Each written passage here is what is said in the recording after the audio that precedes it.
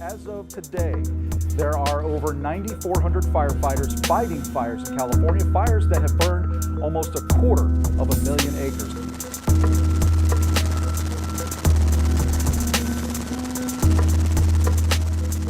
Or 150,000 people remain under mandatory evacuation.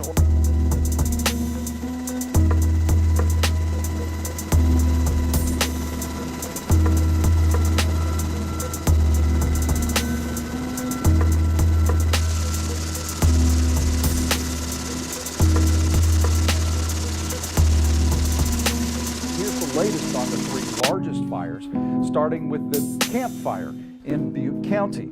It has already become the most destructive and deadliest wildfire in California history. The WILDFIRE, covering both Ventura and Los Angeles counties, is now closing in on 100,000 acres. Containment up to 57%. Oh my God. Oh my God, it's just coming towards us. Look at the smoke. Look at the smoke right here. Oh my gosh. This is nuts.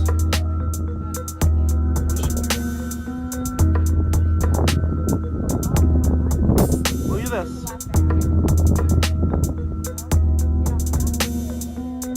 This haunting new video giving us a bird's eye view of all that devastation in what's left of the town of Paradise.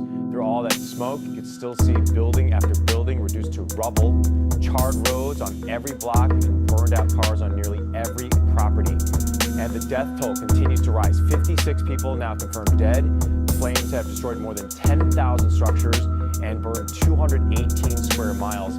That's about the size of San Francisco, Oakland, and Fremont combined. Right now, the Camp Fire is today. Check out this enhanced satellite image from NASA's Earth Observatory. This is over the wildfire in Paradise. The flames in the image were enhanced with infrared data and helps us see just how intense the smoke from that area is. There are over 1,100 fire engines now on these fires. Of those, nearly half are local government engines from all over the state. 18% are mutual aid and have come from over a dozen states from all across the country. Cal OES engines make up 17% of the force, with Cal Fire and federal engines rounding out the total.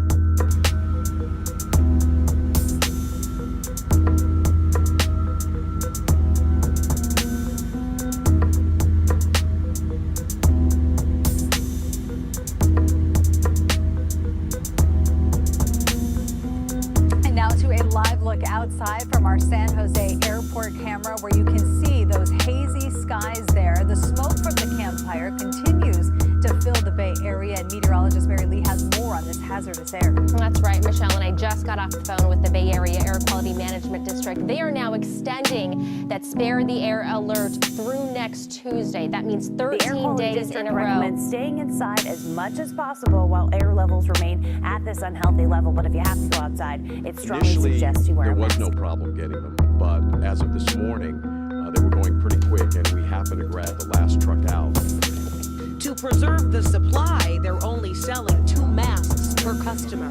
That's all we have. I mean, I wish we had One Girl access Scout to trooper thousands. to Walnut Creek used the weekend as an opportunity to teach people about spare the air rules. To spread awareness of the air means that people will try, hopefully, to stop it and make the air. Authorities releasing a staggering and sobering number last night, 631. That is the number of unaccounted for people as a result of the Camp Fire that has burned in Northern California. Volunteers are now helping in the efforts to sift through the wreckage, looking for any remains. The situation is so bad, investigators are now using mobile DNA labs to help To the latest on identify those victims. California wildfires, a stunning new development this morning. Authorities say the number of people missing in the Northern Camp Fire has skyrocketed now to more than 600. Families posting photos and details about their loved ones, trying to find them. And the death toll from that fire alone, the worst in California history, has now climbed to 63. Some 500 rescue workers are on the ground. They are searching through the rubble in the town of Paradise. President Trump is set to visit the fire zone and meet with victims on Saturday. The president initially criticized California's forest management, blaming it for the severity of the fire.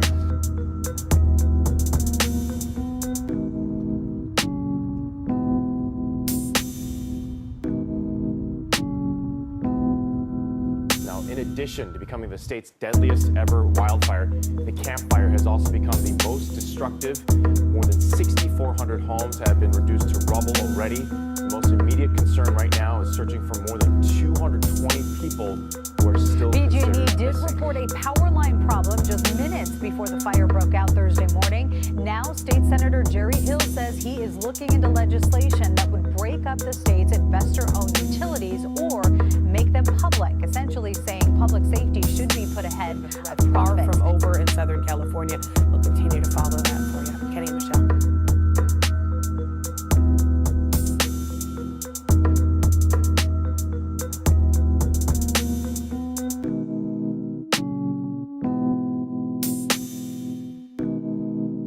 I mean, lasers? Really? To change the weather? That's right. Well, as Mark Twain once famously said, everyone complains about the weather, but no one ever does anything about it. Well, instead of doing a rain dance, we physicists are firing trillion-watt lasers into the sky to actually precipitate rain clouds and actually bring down lightning bolts. This is potentially a game changer. But this is experimental. It's experimental. However, in the laboratory so far, it works. When you have water vapor and you have dust particles or ice crystals, you can precipitate rain. It condenses around the seeds. These seeds can also be created by laser beams. By firing trillion-watt lasers, you rip apart the electrons, creating what are called ions, and these ions act like seeds, like dust particles, bringing down rain and even lightning.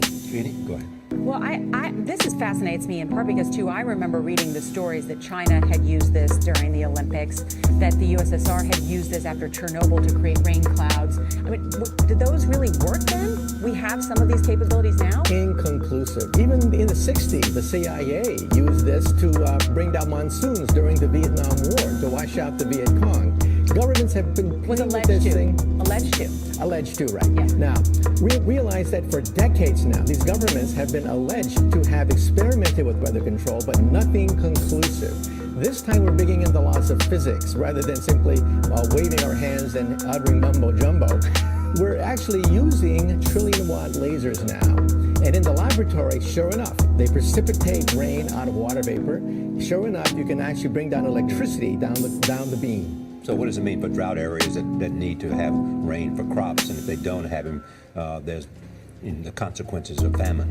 Well, the bad news is if it's a clear blue sky, it's not going to do anything at all because it only takes water vapor that's already in the air and condenses it.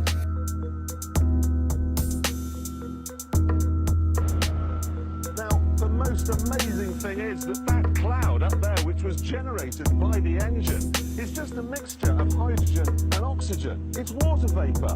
And in about an hour's time, someone in Mississippi is going to get wet washing. It will actually rain. I told you. It's raining.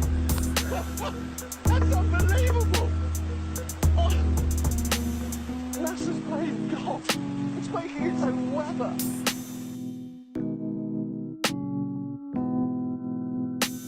Now, 10,000 structures destroyed in the Camp Fire in Northern California. It's burning about 80 miles north of Sacramento, many of which are homes. We're hearing about 52,000 people at the moment are displaced, so a lot of people looking for shelter, looking for a place. For survivors of the Camp Fire, a disaster recovery center will open on Friday, November 16th. Additional information on assistance, shelter, or recovery, you can find all of that information up to date and more on our website, wildfirerecovery.org. There are several ways that you can help the fire victims. You could call 1-800-RED Cross to make a monetary donation.